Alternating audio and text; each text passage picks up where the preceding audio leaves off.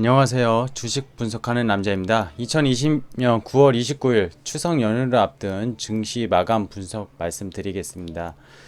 추석 연휴다 보니까 아무래도 3일이 국내 증시는 미국 증시는 계속 연속적이 있겠지만 아무래도 그 국내 증시 투자자들 특히 개인 투자자들도 관망세를 보였던 하루였던 것 같습니다. 하지만 양시장 어제에 이어서 지난주와는 다르게 이틀간 연속 오르면서 코스피 0.8%대, 코스닥 1.4%대 상승하면서 마감을 했습니다. 다행히 상승 마감은 했는데 거래 대금이나 확연히 줄어드는 그런 모습을 보였고요. 밤사이 테슬라가 트위터에서 테슬라의 일론 머스크 CEO가 전기차가 연 2천만 대를 2030년 안에 생산할 수 있다는 파격적인 발언을 했는데 이 부분에 대해서 오늘 좀 점검해 보도록 하겠습니다. 아무래도 이 효과가 오늘 전기차 관련 뭐 배터리주나 전기차 관련 종목들을 좀 강하게 했던 것 같아요.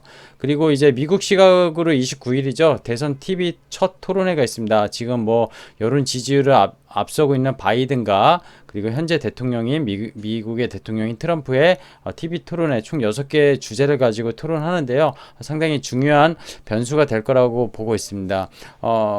이제 지지율은 상당히 바이든이 앞서고 있지만 이 부분에 대해서는 제가 미국 대선 특집으로 또 영상을 준비하고 있습니다. 그래서 제 채널 구독과 좋아요, 알람 설정 해놓으시고 미국도 대선 특집을 한번 보시면은 증시의 투자 방향 앞으로의 미국 대선 이후에 어떻게 투자를 해야 될지 그런 부분에 대해서 논할 테니 꼭 채널 구독 후 봐주시면 좋지 않을까 그런 생각 들고 있습니다.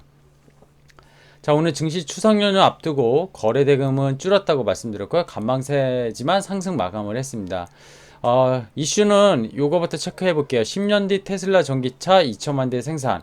지금 현재보다 55배 증가를 예측하는 거고요. CEO 일론 머스크가 트위터를 통해서 밝혔습니다. 자, 생각해 볼 문제죠. 지난해 전 세계에서 그럼 차량이 뭐 디젤, 전기차 다 합쳐서 얼마가 생산이 됐냐면 9천만 대 정도가 생산이 됐다고 합니다. 물론 뭐 정확한 집계는 아닐 수 있겠지만 9천만 대 정도 됐고요. 지금 현대차, 기아차가 합쳐서 연간 1천만 대를 생산을 못해요. 아직 한 1천만 대 좀 가까이 생산하는 걸로 알고 있는데 못하는 걸로 알고 있고요. 올해는 아마 코로나 이슈 때문에 더 못한 것도 있을 겁니다. 어찌됐든 2천만 대를 하겠다는 건 대단한 거고요. 전 세계의 전기차는 3천만 대 그리고 테슬라에서 2천만 대 이렇게 말을 한 거기 때문에 7년 뒤에는 그런 전체의 지금 현재 시점에 9천만 대 중에 거의 3분의 1 정도를 전기차가 차지하게 된다는 건데요. 어마어마한 숫자라고 보시면 될 것 같아요. 이게 현실 가능성이 있냐 없냐에 대한 문제를 논하기 전에 생각해 볼 문제라고 제가 좀 던졌습니다. 하두를. 현실화되면 현재 테슬라 시가총액 뭐 비싸다 논란 많잖아요. 지금 IT 버블이냐 기술적 버블이냐 이런 논란들 많은데요. 전혀 문제되지 않는 시가총액이 될 거고요. 오히려 테슬라는 그리고 얼마 전에 제가 태양광을 말씀드리면서 단순히 전기차 업체가 아니라는 말씀도 드렸었는데 이 부분 상당히 고민을 좀 해볼 시기가 아닌가 생각이 듭니다. 자, 그러면 HTS 보고 국내 증시 살펴보죠. 거래소 어땠죠? 거래 금액 9.4조, 코스닥 11.4조, 양시장 합쳐서 20조고요. 확연히 뭐 30조까지 터지던 거래 대금이 줄은 모습입니다. 하지만 뭐 예전으로 치면 여전히 많은 거래 대금이라고 볼 수는 있겠지만 최근 평균 한 달 평균 대비는 확실히 소강 상태로 간망세를 보였다고 보시는 게 맞을 것 같아요. 거래소 0.8%, 코스닥 1.4% 상대적으로 코스닥이 어제랑 같이 강했습니다.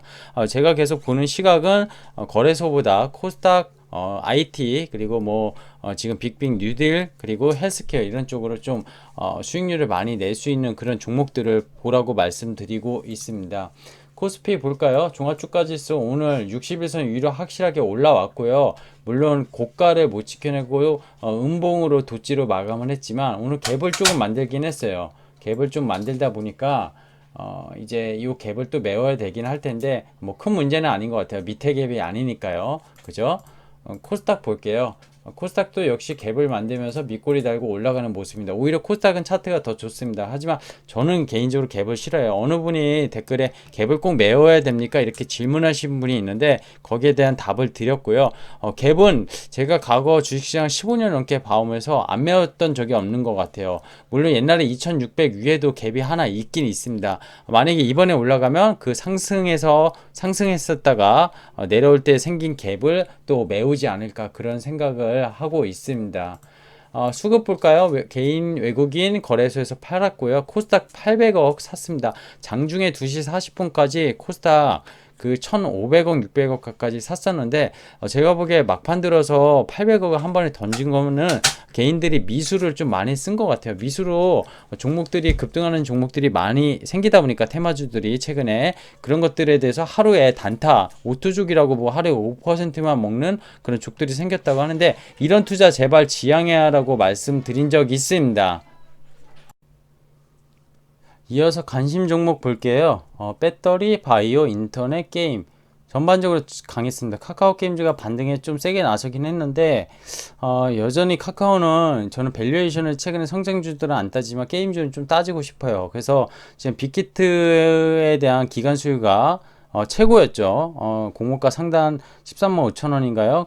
최고가로 또 정해지기도 했고 일반 청약이 좀 추석 명절 지나고 일반인 대상으로 청약이 들어갈 텐데 엔터주들에 대한 뭐 거품론은 얘기하지 않겠습니다. 하지만 게임에 대해서는 좀 얘기해야 될 것 같고 빅히트도 뭐 이제 그 따상을 이제 원하시는 분들이 많을 텐데 충분히 지금 같은 수요면은 가능하지는 않을까 생각이 드는데 역시 카카오처럼 따상하고 상한가 따라잡으신 분들 지금 힘들잖아요. 그죠? 8만원, 9만원에서 지금 위에 계신 분들 지금 손실로 치면 어마어마할 수 있습니다. 공모가 몇 주 받고 수익 얼마 얻으려다가 추가로 더 들어갔다가 물리신 분들 빅히트는 꼭 조심하셨으면 좋겠다는 말씀 드리고 싶어요.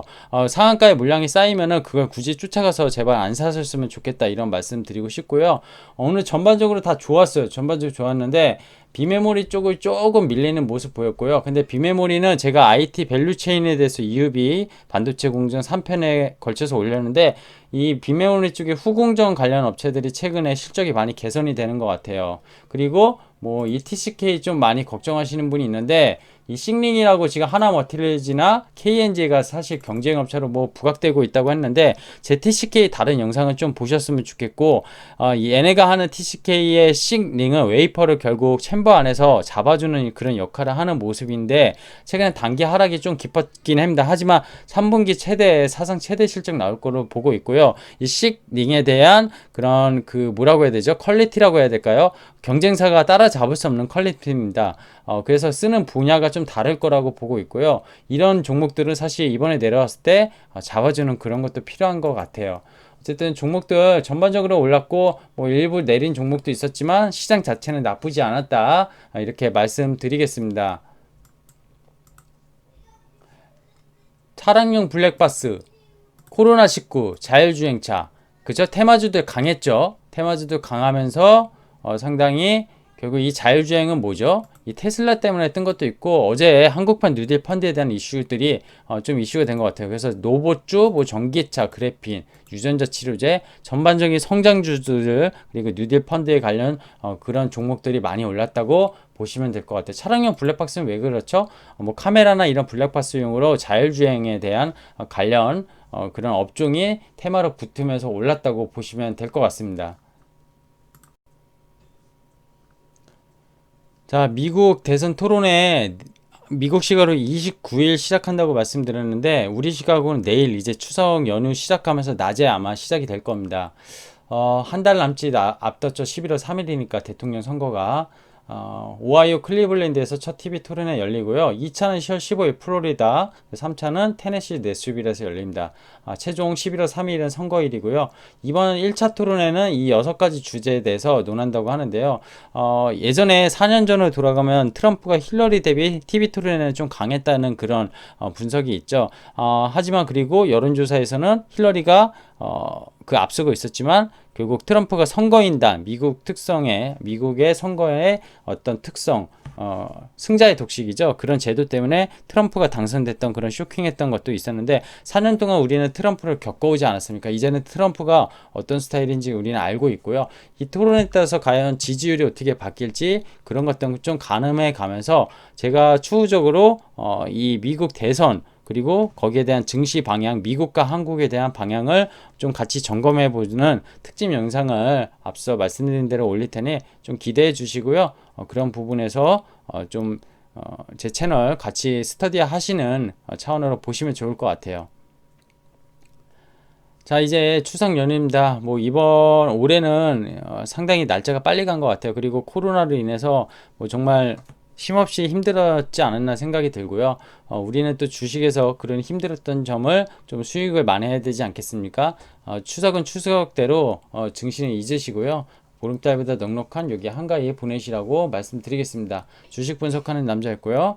구독과 좋아요, 알람 설정, 콘텐츠 제작에 많은 힘이 되오니 꼭 부탁드릴게요. 안녕히 계세요.